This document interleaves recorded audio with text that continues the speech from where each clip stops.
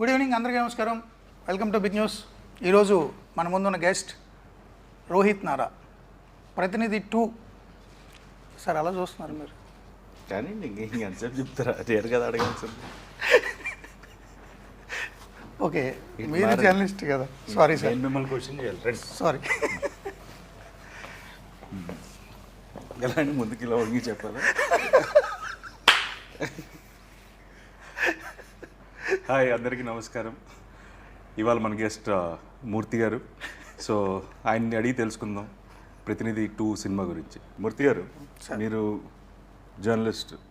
So అసలు అక్కడి నుంచి అసలు సినిమాల వైపు ఎందుకు రావాలనిపించింది? ఎలా జరిగింది జర్నీ అసలు? అంటే యాక్చువల్గా నేను జక్కా హరిప్రసాద్ గారిని సుకుమార్ గారు ఫ్రెండ్ సార్. ఆయన ప్లేబ్యాక్ అనే సినిమా తీస్తున్నారు. అందులో ఒక జర్నలిస్ట్ రోల్ ఉంది, చేయమన్నారు. బట్ నేను యాక్టర్ని కాదు, నాకు సంబంధం లేదంటే, లేదు న్యాచురల్గా మీలాగే ఉండాలి, ఆర్టిస్ట్ని పెడితే మళ్ళీ డౌట్ వస్తుంది అని ఆయన సుకుమార్ గారు స్కూల్ అందరూ కలిపి నన్ను మాట్లాడి నన్ను ఒప్పించి అందులో యాక్ట్ చేయించారు జర్నలిస్ట్కి. అప్పుడు ఇది పట్టింది, ఈ దురద.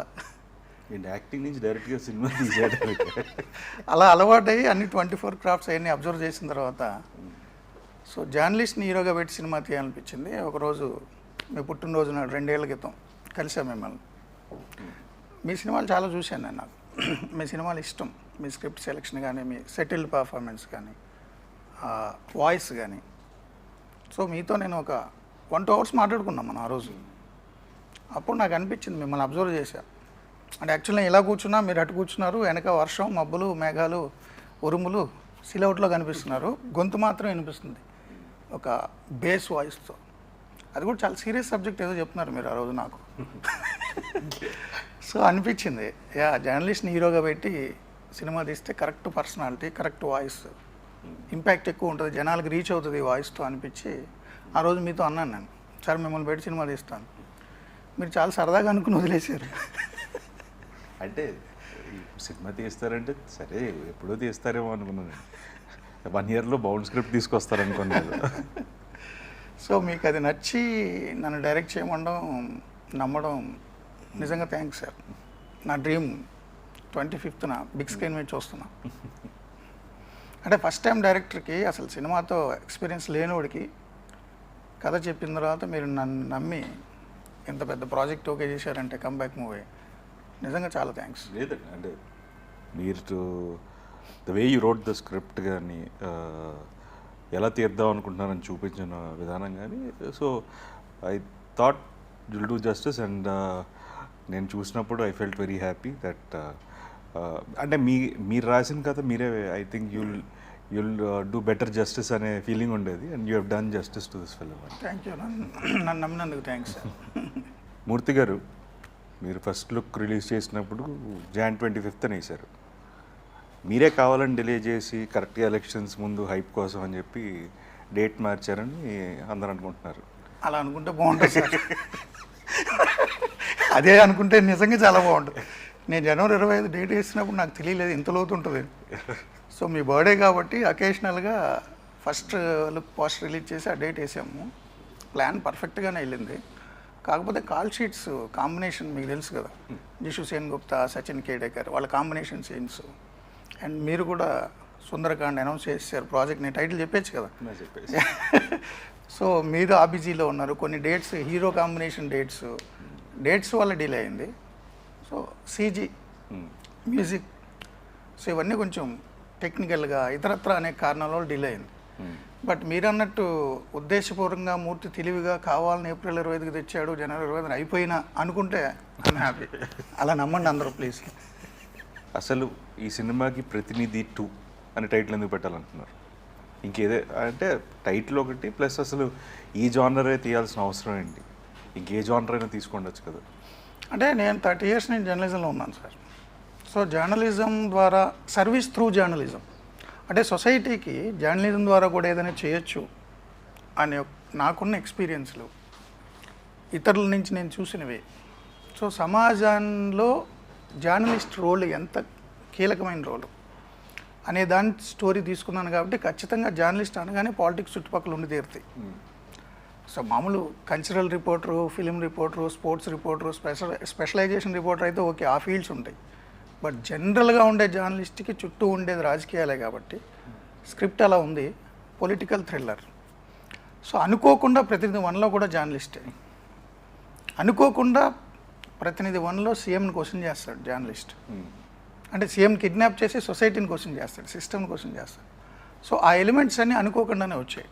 ఇప్పుడు ఏప్రిల్ 25 కూడా అనుకోకుండా వచ్చింది. ప్రతినిధి 1 10 ఏళ్ల క్రితం మీ సినిమా ఏప్రిల్ 25 రిలీజ్ అయింది.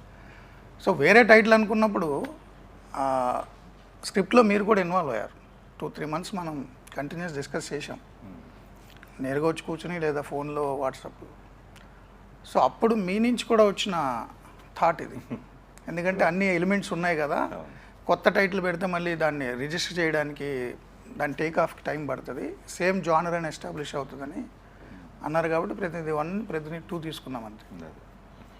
ఇప్పుడు ప్రతినిధి 1లో తీసుకుంటే ఎలిమెంట్స్ లైక్ డిమానిటైజేషన్, చిల్లర గురించి, ఇలా సిస్టమ్ని సొసైటీని క్వశ్చన్ చేసే విధంగా ఉన్నాయండి. ఇప్పుడు అలాంటివి ప్రతినిధి 2లో what elements will be the highlight అనుకుంటున్నారు? అంటే మీరు అన్నట్టు ప్రతినిధి 1లో డిమానిటైజేషన్ గురించి సార్, మోదీ గవర్నమెంట్ డిమానిటైజేషన్ చేయడానికంటే చాలా ఏళ్ల ముందే ఆ ఐడియా మీది. ప్రతినిధి 1 రైటర్ డైరెక్టర్ అండ్ సో ఎవరు ఊహకు కూడా రాలేదు. కరెన్సీ నోట్లు మొత్తం మార్చేయాలి, మార్చేస్తే దొంగ నోట్లు ముద్రణ ఆగుతుంది, తగ్గుతుంది, కనీసం మళ్ళీ కొత్తగా ముద్రించడానికి టైం పడుతుంది. అవన్నీ అప్పుడు ఆ సినిమాలోనే మీరు చెప్పారు, మీ ద్వారా చెప్పించారు. సో ఊహించలేదు ఎవరు, కానీ సొసైటీలో జరిగింది ఒక 7-8 ఏళ్ళ తర్వాత. సో ఇంపాక్ట్ ఉంటుంది, అంటే ఎక్కడో సీడ్ పడింది, ఐడియా పడుతుంది. సో ప్రతినిధి 2లో కూడా ప్రతినిధి 1లో అతని సిస్టమ్ బయట ఉండి సిస్టమ్ని క్వశ్చన్ చేస్తాడు. ప్రతినిధి 2లో సిస్టంలో ఉండి సిస్టమ్ని క్వశ్చన్ చేయడం కాదు, సిస్టమ్ని క్లీన్ చేస్తాడు. సో చాలా ఎలిమెంట్స్ ఉన్నాయి ఇందులో కూడా. సొసైటీ మీద ఇంపాక్ట్ ఉంటుందని నేను అనుకుంటున్నాను. అది ఎంతవరకు ఉంటుంది, దాని ఇంటెన్సిటీ ఏంటి అనేది ఆడియన్స్ని బట్టి ఉంటుంది, తీసుకునే విధానం బట్టి ఉంటుంది. జనరల్గా మీరు బేసిక్గా సిస్టంలో కానీ you'll question through media. So how different it is, అంటే ఇప్పుడు మన థాట్ ప్రాసెస్ ఉంది కానీ ఇప్పుడు డైరెక్ట్గా రియల్ సిస్టంలో ఉండి మీరు క్వశ్చన్ చేశారు చాలా ఎలిమెంట్స్ గురించి, ఒక సిస్టంలో జరుగుతున్న రాంగ్ డూయింగ్స్ కానీ సిస్టంలో ఎవ్రీడే సినారియోస్లో. How different it is when you make it few elements you bring it into film? Yes sir, అంటే మీడియా ద్వారా క్వశ్చన్ చేయడం అంటే నేను ఏదైనా ఒక ఇష్యూ ఉందంటే దాన్ని రీసెర్చ్ చేసి స్టడీ చేసి లేదా ఇన్వెస్టిగేట్ చేసి అది ఎలక్టరేట్కి అంటే పబ్లిక్కి ప్రజెంట్ చేయడం అనేది నా చేతిలో ఉంది త్రూ టీవీ మీడియా. సో దాని మీద దాని కష్ట నష్టాలు, శ్రమపడ్డాలు అన్నీ నేనే పడతా, నా చావు నేను చేస్తా ఏదో సమాధానం చెప్పడానికి. బట్ ఇది సినిమా ద్వారా చెప్పడం అంటే నాలో ఉన్న భావజాలాన్ని మీ ద్వారా వ్యక్తీకరింపజేయాలి. సో ఫస్ట్ నా ఐడియాని మీకు ట్రాన్స్లేట్ చేయాలి. సో దాన్ని మీరు ఓన్ చేసుకోవాలి, మీరు ఇన్వాల్వ్ అవ్వాలి, అండ్ ఆల్ డిపార్ట్మెంట్స్ ఇన్వాల్వ్ అవ్వాలి. నేను ఏం చెప్తున్నాను అనేది ప్రజలకి, మామూలుగా అయితే టీవీ కెమెరా ముందు నుంచి నేను 9 o'clock నేను చెప్పేస్తా, నేను చెప్దాం అనుకుని నేను చెప్తా, దాని రిపర్కషన్ నేను ఎదుర్కొంటా. ఆ కేసులు అవనివ్వండి, దెబ్బలు తిన్నాం అవనివ్వండి, పొగడ్తలు అవనివ్వండి, అవి మనం పట్టించుకోకపోయినా అవి జరుగుతుంటాయి. సో మొత్తం నా చావు నాదే, దానికి పురోహితుని కూడా నేనే. బట్ సినిమా అలా కాదు, సినిమా కొన్ని 100 మందిని ఇన్వాల్వ్ చేయాలి.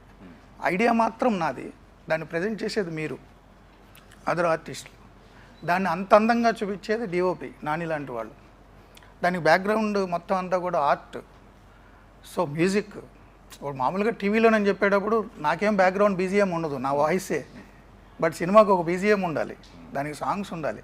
సో చాలా ఎఫర్ట్, కొన్ని 100 మందితో పనిచేయాలి. అంటే నోరు మీది, మాట నాది. సో మనసు నాది కానీ ఆలోచన మీది. సో అట్లా చాలా ఇంటర్లింక్తో ఉంటుంది సినిమా. చాలా కష్టం అని నాకు అనిపించింది, తెలిసింది. అంటే లోతు తెలియలేదు ముందు దూకేసేటప్పుడు. బట్ లక్కీగా ప్రొడ్యూసర్స్ మీరు అందరూ ఫ్రెండ్స్ అవ్వడం వల్ల నేను చాలా ఈజీగానే ఈత కొట్టగలిగా. కొంచెం ఇబ్బంది ఉన్నా, బట్ స్విమ్మింగ్ పూల్లో ఈత కొట్టడం నేర్చుకుంటే చచ్చిపోడు కదా, పట్టుకుని లేపుతాడు కదా ట్రైనర్. అదే కృష్ణానదిలో అయితే ఏమైనా మింగేవాడో మునిగిపోతామో తెలియదు. సో నాకు స్విమ్మింగ్ పూల్లో ఈత నేర్చుకున్నట్టుగా అనిపించింది మీ అందరి సహకారంతో. సో బాగా చెప్పానని అనుకుంటున్నా. 25th చూద్దాం. ఓకే మీ టీమ్ హెల్ప్ ఇదంతా ఓకే అండి, బట్ మీ పరంగా మీరు ఎలాంటి రిసర్చ్ చేశారు టు స్టోరీ టెల్లింగ్కి మీ మీ మీ వంతు మీరు ఏం చేశారు? అంటే ఓకే బేసిక్గా మిగతా all are like they are like your support system, yes yes but original idea is yours. Correct. ఎలా ప్రజెంట్ చేయాలి కానీ ఏదైనా అది మీ ఐడియా. సో దానికి మీరు ఎలాంటి అంటే because like you are completely from a different Yes, sir. World, అవును. మీరు అసలు వేరే ప్రపంచం. సో మీరు దానికోసం మీరేం చేశారు? అంటే నాకు మీతో ఆ రోజు మీతో సినిమా చేస్తాను సార్ అని చెప్పి వెళ్ళిపోయిన దగ్గర నుంచి నేను స్టోరీ మీద వర్క్ చేశాను. డైరెక్టర్ అని నేను అనుకోలే, మీరు ప్రొడ్యూసర్స్ నన్ను డైరెక్ట్ చేయమన్న తర్వాత ఓకే, కానీ బట్ నేను స్క్రిప్ట్ మీద చాలా వర్క్ చేశాను, నేను చాలా రీసెర్చ్ చేశాను. హాలీవుడ్ మూవీస్ నుంచి మన తెలుగు మూవీస్ వరకు అసలు బేసిక్ స్క్రిప్ట్ ఏంటి, వన్ లైన్ ఆర్డర్ ఏంటి, ఒక ఐడియా జనరేట్ అయినప్పుడు అక్కడి నుంచి వన్ లైన్ ఆర్డర్కి ఎలాగ వస్తుంది, ఆ తర్వాత స్టోరీగా ఎలా మారుతుంది, అన్ని ఎలిమెంట్స్ ఎలా ఉంచాలి. సో డైలాగ్స్ దగ్గర వరకు కూడా నేను అన్ని మూవీస్ని అబ్జర్వ్ చేసి హాలీవుడ్ మూవీస్ని తెలుగు మూవీస్ వరకు అండ్ అనేక మంది డైరెక్టర్లు రైటర్ల ఇంటర్వ్యూలు చూసి బుక్స్ చదివి ప్రాపర్ సినిమా ఎలా ల్యాండ్ అవ్వాలి అనేదాన్ని 5-6 months వర్క్ చేశాను. దానికి అనుగుణంగా నేను మీ దగ్గరకు వచ్చి స్క్రిప్ట్ చెప్పాను. అప్పుడు మీరు మళ్ళీ చాలా కరెక్షన్స్ చెప్పారు. ఇంటర్వెల్ బ్యాంక్ ఎలా ఉండాలి, ఫస్ట్ 10 minutesలో ఒక షాకర్ ఉండాలి. సో ఈ డైనమిక్స్ ఉన్నాయి కదా, ఈ డైనమిక్స్ అన్ని స్టడీ చేసి దానికి అనుగుణంగా ప్రిపేర్ చేసి అండ్ లైటింగ్ ఎలా ఉండాలి, మూడ్ ఎలాగా ఎలివేట్ చేయాలి, వెనక సీనరీ ఎలా ఉండాలి. ఇప్పుడు suppose interrogation room, so interrogation రూమ్లో సబ్జెక్ట్ ఏంటి, ఆబ్జెక్ట్ ఏంటి, ఏ లైటింగ్ ఎలా చేయాలి, ఇవన్నీ కూడా స్టడీ చేశాను. కేఆర్ఆర్ స్కూల్ మన కె రాఘవేంద్రరావు గారు వీడియో లెసన్స్ పెట్టారు. ఆయన అసిస్టెంట్ డైరెక్టర్ నుంచి డైరెక్టర్ వరకు ఎలా చేయాలి అవి చూసా. అండ్ హాలీవుడ్ డైరెక్టర్లు వీడియో లెసన్స్ కూడా చూసా. ఒక 5-6 నెలలు రీసెర్చ్ చేసి మీ దగ్గరకు వచ్చేసారు. బట్ మంచి టీం దొరికింది కాబట్టి నాకు కెమెరా కానీ అది అదంతా సపోర్ట్ సిస్టమ్ అండి, but basic ideology it's the directors. Yeah so thought process directors మేమందరం ఏంటంటే ఒక ఇన్పుట్ ఇవ్వగలుగుతాం తప్ప it is end of the day it's your call. అదే but I think all that homework has help. Yeah homework చేశా, చాలా homework చేశా. అది కనపడుతుందండి. అంటే డెఫినెట్లీ ఇంట్రాగేషన్ సీన్స్లో కానీ like staging of the film Yes, sir. దాంట్లో ఇట్స్ డెఫినెట్లీ విజిబుల్. అంటే మీరు అబ్రాడ్లో యాక్టింగ్ అది నేర్చుకొచ్చారు. యాక్టింగే కాదు, మీరు కెమెరా లైటింగ్ వాటి మీద కూడా మీరు చదువుకుని వచ్చారు. సో ఇట్లాంటి ఎడ్యుకేటెడ్ ఆ పర్టికులర్ ఫీల్డ్లో అబ్రాడ్ నుంచి చదువుకున్న వ్యక్తులైన మీతో and senior Kiran Kumar Manne art senior and co director Subbarao గారు, సో చాలామంది సీనియర్లతో నేను పని మొదలుపెట్టా. నేనే మోస్ట్ జూనియర్ ఎవడరా అంటే ఈ ఫిల్మ్లో నేనే. అవును, యాక్చువల్గా సినిమా పరంగా నేనే జూనియర్ని, బట్ డైరెక్టర్ చేశాను. But your efforts are true and but that is what people కొను స్క్రీన్ మీద చూస్తారు. యా స్క్రీన్ మీద చూస్తారు. అదే నాకు అంటే నేను డెస్క్టాప్ మీద చూసి ఆన్లైన్ ఎడిటింగ్లో చూసి మ్యూజిక్ సాగర్ మ్యూజిక్ ఇచ్చిన తర్వాత చూసి డిఐలో చూసి ఇప్పుడు మిక్సింగ్ దగ్గర చూసిన తర్వాత నాకు అనిపించింది. మీరు చిరంజీవి గారు ఫ్యాన్స్ ప్రెసిడెంట్గా చేశారు కాకినాడ. సో ఆయనతో మీ ఫస్ట్ సినిమా టీజర్ లాంచ్ చేయించడం మీకు ఎలా అనిపించింది? కానీ చాలా హ్యాపీ అనిపించింది సార్. అంటే గోదావరి జిల్లాలో ఉన్న యువకులు అప్పుడు 90s ఆ టైంలో చొక్కాలు చెప్పుకుని సినిమాకి బ్యానర్లు కట్టి పోస్టర్లు అతికిచ్చి, గోదావరి జిల్లాలే కాదండి, అంటే అక్కడ ఇంకా చాలా ఎక్కువ ఇంపాక్ట్ ఉంటుంది. మా తిరుపతిలో కూడా ఎక్కువ. మీరు కూడా అదే అనుకోండి, చిరంజీవి ఫ్యాన్. సో చిరంజీవి గారి సినిమాలకి బ్యానర్లు కట్టి పోస్టర్లు అతికిచ్చి 100 రోజుల పండగకి బైకులు అమ్ముకొని ఇంకా చాలా చేస్తారు కదా ఫ్యాన్స్. అట్లా చేసినప్పటి నుంచే సినిమాకి సంబంధించి ఉంది మైండ్లో బాడీలో సినిమా అనేది ఒకటి ఉంది. బట్ అప్పుడు చదువుకున్న దాని పరంగా జర్నలిజం టీవీకి వెళ్ళిపోయా. బట్ బిగ్ స్క్రీన్ అనేది ఎప్పటికీ రాత్రిపూట చాలా సినిమాలు వస్తాయి కళ్ళలో సినిమాకి సంబంధించి. సో అలాంటిది ఆ సినిమా మీ ద్వారా, నా ఫ్రెండ్స్ ద్వారా, అందరి ద్వారా ఆ తెర మీద నిజం అవుతున్న మొదటి సినిమాకి ఆయన టీజర్ లాంచ్ చేయడం మెగాస్టార్ గారు, అది నిజంగా చాలా హ్యాపీ. చాలా హ్యాపీ అనిపించింది. నా ఫ్రెండ్స్ చాలామంది, అంటే మేమందరూ కలిసి ఫ్యాన్స్ ఉన్నప్పుడు ఫ్యాన్స్ అసోసియేషన్లో వాళ్ళు ఇప్పుడు కూడా అరే గూస్ బంప్స్ మూమెంట్ రా, నువ్వు బాస్తో టీజర్ లాంచావు, నీ సినిమా టీజర్ లాంచ్ చేయించావు అంట. నా school mates fans association friends WhatsApp గ్రూప్లు ఉంటాయి కదా, సో వాళ్ళు నన్ను మినీ మెగాస్టార్గా చూస్తారు. నేను మెగాస్టార్తో టీజర్ లాంచ్ చేయించాను, అది మంచి ఫ్యాన్ మూమెంట్ అది. రైట్. బట్ అనుకోకుండా మా హీరో కూడా చిరంజీవి అంటే ఇష్టం. ఎనీ తెలుగు సినిమాలో he is like undisputedly one of the Chiranjeevi garu అంటే ఇష్టపడిన వాళ్ళు ఎవరు ఉంటారు అనుకోండి. బిగ్గెస్ట్ స్టార్ అండ్ ఆయన యాక్టింగ్ వైజ్ కానీ everything. So even first time comedy timing అది మీవి కూడా నాకు అలా అప్పుడప్పుడు అనిపిస్తుంటాయి, కొన్ని కామెడీ టైమింగ్ పడుతుంటుంది. బాస్ కనిపిస్తుందిరా ఆయన the way he received us also is like very pleasant and true. ఇప్పుడు సినిమా అనేది జనరల్గా ఇట్స్ మీన్స్ ఆఫ్ ఎంటర్టైన్మెంట్ అండి. అంటే ఎంతవరకు సినిమాల్లో మనం చెప్పే సోషల్ ఇష్యూస్ కానీ సోషల్ రిలేటెడ్ ఐడియాలజీ కానీ ఎంతవరకు జనాల్లో రిఫ్లెక్ట్ అవుతుంది, how much it will create an impact? అంటే సార్ మొత్తం ఏదో సినిమా ఏదో ప్రపంచాన్ని మార్చేస్తుందని అనడం ఎంత అబద్ధమో, సినిమా ఇంపాక్ట్ ఏమి ఉండదు అనుకోవడం కూడా అంతే అబద్ధం. చాలామంది అంటే సినిమా అనేది ఒక మీడియంగా చూస్తే అంతకుముందు అందుబాటులో లేనప్పుడు, సినిమా అందుబాటులో లేనప్పుడు కానీ, ఇంత విస్తృతంగా అందుబాటులో లేనప్పుడు కానీ పుస్తకం అనేది చాలా ఇంపాక్ట్ చూపించేది ప్రజల మెదడుల్లో. చాలామంది యువకులు పుస్తకాలు చదివి చాలా ఇన్ఫ్లుయెన్స్ గురైన వాళ్ళు ఉన్నారు. ఆ పుస్తకాల ద్వారా ప్రభావితమై నేను డాక్టర్ని అవ్వాలి, నేను ఇంజనీర్ని అవ్వాలి, లేదా సో అండ్ సో నేను క్రికెటర్ని అవ్వాలి. కొంతమంది ఆటోబయోగ్రఫీస్ చదివి ఇన్ఫ్లుయెన్స్కి గురయ్యి దానికి రీచ్ అయిన వాళ్ళు చాలామంది ఉన్నారు. అంటే ఒక సిరా చుక్క 1000 మెదడుల్ని కదిలిస్తుంది. సో పుస్తకం అంత వాల్యూ ఉంది. ఇప్పుడు దానికి ఎక్స్టెండెడ్ మీడియం సినిమా అనేది కానీ టీవీ కానీ, సో దీని ఇంపాక్ట్ ఉంటుంది. బట్ ఇది జీవితాలు మార్చేస్తుంది అంటే మార్చకపోవచ్చు.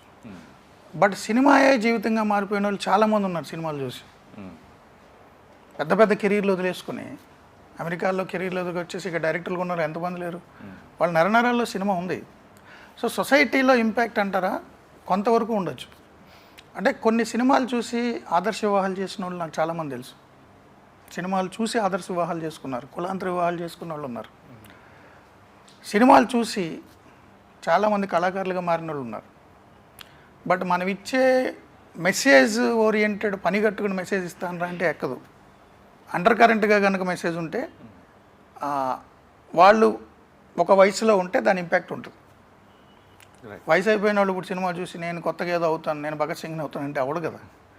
సో కాలేజ్ డేస్లో కొంచెం యంగ్ ఏజ్లో ఉన్న వాళ్ళకి నచ్చిన మీడియం ద్వారా మెసేజ్ ఉంటే ఇంపాక్ట్ ఉండొచ్చు.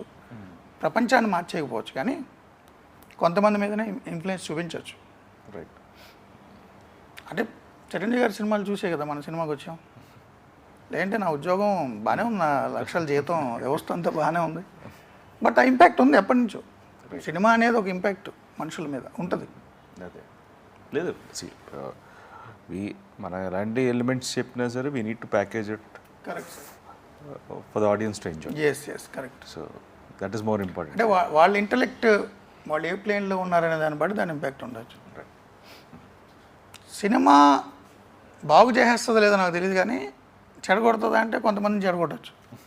ఎందుకంటే ఒక పర్టికులర్ సినిమాలు ఒక పర్టికులర్ మోడస్ ఆపరండిలో దొంగతనాలు చేశానని చెప్పి పోలీసుల దగ్గర దొరికిన వాళ్ళు చాలామంది నేను మీడియాలో నేనే చూశాను. ఆ సినిమాలో వాడు ఎలా దొంగతనం చేశాడు అలా నేను చేశాను అంటాడు వాడు వచ్చి. సో అలాంటివి ఉండొచ్చు. But even lots of things అంటే చాలా ఇన్వెన్షన్స్ కూడా సినిమా అనేది ఇన్స్పైర్ చేసింది. Yes correct. సైఫై మూవీలు ఎన్నో. అవును. టీజర్లో ఎండ్లో ఒక ఓట్ గురించి ఒక డైలాగ్ ఉంది. Yes sir. సో మన సిస్టంలో ఓట్ అనేది ఎంత ఇంపార్టెంట్ అంటారు, అండ్ దాని గురించి మీరేమని చెప్పారు? అంటే మీరు చెప్పిన డైలాగ్లోనే ఉంటుంది. యుక్త వయసు రాగానే మొటిమలు వచ్చేసినట్టు ఓటక్కు వచ్చేసింది అనుకుంటున్నారు జనాలు. దానికోసం ఎంతమంది చచ్చిపోయారు, ఎన్ని పోరాటాలు చేశారు, ఎన్ని త్యాగాలు చేశారో వాళ్ళకి అర్థం కాదని. నిజంగానే టెరనీలో ఉన్నప్పుడు ఓ డిక్టోరియల్ పాలనలో ఉన్న ప్రజలకు తెలుస్తుంది ఓటు విలువ ఏంటనేది. మన వాళ్ళకి తెలియకపోవచ్చు. ఆ ఓటు హక్కు సాధించడం కోసం కొన్ని తరాలు కొన్ని తరాలు ప్రాణాలు కోల్పోయాయి, కొన్ని తరాలు త్యాగాలు చేయాల్సి వచ్చింది అనేక దేశాల్లో. ఇంత మోడర్న్ నేషన్, అత్యంత అభివృద్ధి చెందిన అమెరికా అని చెప్తాం. అమెరికాలో ఉమెన్కి ఓటు రావడానికి చాలా దశాబ్దాలు పట్టింది. అమెరికాలో ఇప్పటివరకు ఉమెన్ ప్రెసిడెంట్ కాలేదు. బట్ మన దేశంలో ఇందిరాగాంధీ ఎప్పుడో ప్రధాని అయ్యారు, పక్కన పాకిస్తాన్లో ఎప్పుడో ప్రధాని అయ్యారు, బెంజీర్ భుట్టో వాళ్ళు, ఆ పక్కన సిరిమావ బండారు నాయక్ శ్రీలంకలో ఎప్పుడో ప్రధాని అయ్యారు. సో అంటే ఓటు హక్కు అనేది మన బ్రిటిష్ వాళ్ళు మన పాలించినప్పుడు, మనం పాలించుకోవాలి, స్వయం పాలన, సెల్ఫ్ రెస్పెక్ట్ అని వచ్చినప్పుడు ఓటు అనే విలువ తెలుస్తుంది. ఒక నియంత కనుక మనని చావజంపేసి ఇష్టారాజ్యంగా పాలించేస్తుంటే, సో మన ఓటును కూడా ఆడేసేసుకుని ఇష్టారాజ్యంగా మ్యానిపులేట్ చేసేసినప్పుడు ఊపిరి ఆడదు ప్రజలకి. నేను ఎన్నుకున్నవాడు అక్కడ కూర్చోవాలరా, దానికి ఒక హక్కు నీకుంది, అంబేద్కర్ ఇచ్చింది, రాజ్యాంగం ఇచ్చింది, అంబేద్కర్ ఇచ్చాడు. సో నువ్వు డిసైడ్ చేయాలి నిన్ను ఎవడు పాలించాలి. నాకు రాజకీయం ఎందుకు లేరా అనుకుని వదిలేస్తే రాజకీయానికి మాత్రం నువ్వు కావాలి. సో 24 hours నువ్వు బతికినన్ని రోజులు పొలిటికల్ సిస్టంలోనే నువ్వు బతకాలి. పార్టీలు వేరేనా అయ్యి ఉండొచ్చు, నువ్వేమీ రాబిన్సన్ క్రూసోవ్ కాదు, అడవుల్లో నాకు నచ్చిన నేను బతుకుతానడానికి. నువ్వు ఈ దేశంలో బతకాలి, ఈ దేశం law of the land follow అవ్వాలి, ఆ రూల్స్ అండ్ రెగ్యులేషన్స్ ఫాలో అవ్వాలి, ఈ వ్యవస్థ ఇచ్చిన చదువే నువ్వు తీసుకోవాలి, ఈ వ్యవస్థ ఇచ్చిన వైద్యం తీసుకోవాలి. వ్యవస్థలోనే నువ్వు ఎలా నడవాలో, ఎలా నడుచుకోవాలో, ఏ రూల్స్ ఫాలో కావాలో, ఏ హక్కులు ఉన్నాయో, ఏ విధులు ఉన్నాయో అన్నీ వ్యవస్థే డిసైడ్ చేస్తుంది. ఆ వ్యవస్థ పొలిటికల్ పార్టీస్ చేతిలోనే ఉంటుంది, ఎంపిక కాబడిన ప్రభుత్వం చేతిలోనే ఉంటుంది. నువ్వు ఇస్రో సైంటిస్ట్ అవి ఉండొచ్చు కాక, నువ్వు చాలా ఇంటెలిజెంట్ అయి ఉండొచ్చు కాక, నువ్వు నాసా సైంటిస్ట్ అయి ఉండొచ్చు కాక, అంతరిక్షంలోకి నీ అంతా నువ్వు వెళ్ళిపోతానంటే కుదరదు. ఆ గవర్నమెంట్ సిస్టమ్ కంట్రోల్ చేస్తుంది నీ ప్రయోగాలను కూడా. సో విజ్ఞానం అభివృద్ధి చెందాలన్నా, ఏదైనా అభివృద్ధి చెందాలన్నా, మానవ వికాసం జరగాలన్నా ఆయా ప్రభుత్వాలు కంట్రోల్ చేస్తాయి. ఆ ప్రభుత్వాన్ని ఎంపిక చేసే అధికారం నీకుంది. నువ్వు రాజుల పాలనలో లేవు కదా, నువ్వే రాజువు కదా. మరి అంత కీలకమైన ఓటును అసలు పట్టించుకోకుండా ఎందుకు వదిలేసి వెళ్ళిపోతారు గాలికి? దానికేం సంబంధం? సినిమా టికెట్లకు మాత్రం క్యూలో నుంచి ఉంటారు, పెద్ద పెద్ద పార్టీలకు వెళ్ళినప్పుడు క్యూలో నుంచి ఉంటారు. ఏదైనా డిస్కౌంట్ ఉందంటే ఐకియా దగ్గర కొన్ని 100 మంది క్యూలో నుంచి ఉంటారు గంటల తరబడి. అరే ఓటు వేయడానికి ఒక 10 నిమిషాలు క్యూలో నుంచి రావడానికి ఎందుకు నీకు ఇష్యూ? ఓటు వేయకపోతే నిన్ను నువ్వు మోసం చేసుకున్నట్టు. రేపు పొద్దున వాడు ఎవడో ఎక్కేసి కూర్చొని నేను చంపేస్తుంటే మళ్ళీ అనడానికి సరిపోవు నువ్వు. అది ఆ మోనోలాగ్ బేస్. సో అంత కీలకమైన దాంట్లో నువ్వు ఓటు వేయకుండా రోజు నీతులు చెప్తుంటే ఈ ప్రభుత్వం ఉంది, ఆ ప్రభుత్వం ఉంది, పిల్లకాయలకు ఉద్యోగాలు రావట్లేదు. అరే నువ్వురా కారణం ఉద్యోగం రాకపోవడానికి. నువ్వు బతికేందుకు, సచ్చేందుకు. ఈ ప్రభుత్వాన్ని నువ్వు ఎంపిక చేసుకోకపోతే, నీ ప్రభుత్వాన్ని నువ్వు ఎంపిక చేసుకోకపోతే, నిజంగానే ఊర్లలో సార్ దొంగ ఓట్లు ఎవరన్నా వేస్తే వాళ్ళు వచ్చేసరికి ఓటు లేదనుకోండి, వాళ్ళు ఛాలెంజ్ ఓటు చేస్తాడు. నా ఓటు ఎందుకు వేసావు? నేను చచ్చిపోయాను అనుకున్నావా? ఓటర్ల జాబితాలో నేను లేననుకున్నావా? నాకు పరువు తక్కువ, నేను బతకలేను, నేను చచ్చిపోయాను అనుకున్నావా? నాకు ఎందుకు లేదు ఓటు అంటాడు. సో నిజంగానే మరి ఓటు వేయకపోతే జీవోత్సవం కింద లెక్క. పొలిటికల్ సిస్టంలో నువ్వు ఉంటూ నీ లీడర్ నువ్వు డిసైడ్ చేసుకోకపోతే, డెమోక్రసీలో ఉన్నాం కదా మనం, టెరనీలో లేం కదా. సో అందుకని ఆ డైలాగు దాని ఇంపాక్ట్. ఇప్పుడు ప్రతినిధి 2 ఆడియన్స్ ఎందుకు చూడాలి? దాని నుంచి మీరు ఏం చెప్పాలనుకుంటున్నారు? అంటే ఆడియన్స్ సినిమా చూద్దాం అనుకునే వాళ్ళు, సినీ ప్రేమికులు ఎవరైనా ప్రతినిధి 2 చూడాలండి. ఎందుకంటే ప్రతినిధి 2 ద్వారా నేను ఏదో చెప్దాం అనుకోవట్లా. ప్రతినిధి 2 అనే సినిమా చూస్తే మీరు ఎంటర్టైన్ అవుతారు అండ్ మీకు ఇన్ఫోటైన్మెంట్ కూడా ఉంటుంది. ఒక సినిమాలో ఏముండాలో అవన్నీ మీకు ఉంటాయి. ప్రతినిధి 2ని మిస్ అయితే మీరు సినిమాని మిస్ అయినట్టు. దాని తర్వాత దాని ఇంపాక్ట్ ఎలా ఉంటుంది, ఏమొచ్చింది, అవన్నీ నాకు సంబంధం లే. నేను ఒక సినిమా తీసా, మీరు సినిమా ప్రేమికులు చూడండి, మంచిగా ఉంటుంది. టీజర్ రిలీజ్ అయిన తర్వాత, లేకపోతే ఫస్ట్ లుక్ అప్పుడు కానీ సోషల్ మీడియాలో కొన్ని దగ్గరలో ఏంటంటే, బికాజ్ లైక్ మిగతా సినిమాలు వచ్చాయి, so lots of people are comparing these to other films and saying this is also propaganda film. దాని గురించి మీరేమంటారు? అంటే ప్రోపగండా మూవీసే తీయించుకోవాల్సి నేనెందుకు, వాళ్ళకి చాలా పెద్ద పెద్ద కమర్షియల్ డైరెక్టర్ బోల్డ్ మంది ఉంటారు. నిజంగానే మీరు చెప్పిన ఆ పేర్లు ఏమున్నాయో అలాంటి డైరెక్టర్లతో తీయించుకుంటారు యువతల నుంచి కూడా. సో ప్రోపగండా మూవీ తీయడం కోసం నేను 2 years కష్టపడాల్సిన పని లేదు. అండ్ ఒకరికి ప్రోపగండా చేసేంత పరిస్థితిలో నేను లేను. ఆ అవసరం నాకు లేదు, ఆ లక్షణం కూడా నాకు లేదు. బట్ నారా రోహిత్ టీవీ5 మూర్తి అనేసరికి ఆ సోషల్ మీడియాలో ఎవరు అట్లా చేస్తున్నారేమో. మనది ప్రోపగండా మూవీ కాదు, పొలిటికల్ థ్రిల్లర్. ఈ జానరే సెపరేట్. మీరు లూసిఫరు, గాడ్ ఫాదరు, ఒకే ఒక్కడు, చాలా సినిమాలు ఉన్నాయి కదా, లీడర్, అవేం ప్రోపగండా మూవీస్ కాదు కదా. సో మంది కూడా అంతే, ప్రోపగండా మూవీ కానే కాదు, మంచి cinema, cine goers, cine lovers ఇష్టపడే సినిమా, పార్టీలకు అతీతంగా, రాజకీయాలకు అతీతంగా, perfect professional commercial political thriller. ఏ పార్టీని భుజానెత్తుకోలేదు, ఏ పార్టీ కాడికి పడేయలేదు, పార్టీలతో మనకు పనే లేదు, ఆ లీడర్లతో కూడా పని లేదు, క్యారెక్టర్లు అంతే. ఈ క్యారెక్టర్లు ఏ రిజంబ్లెన్స్ ఉండదు. బట్ ఎవరైనా భుజాలు తడువుకుంటే నాకు సంబంధం లేదు, ముందే తడివేసుకుంటే అసలు సంబంధం లేదు. సినిమా చూడకముందే డిసైడ్ చేస్తే నేనేం చేయలేను. సినిమా చూసిన తర్వాత కూడా ఆ ఫీలింగ్స్ రావు.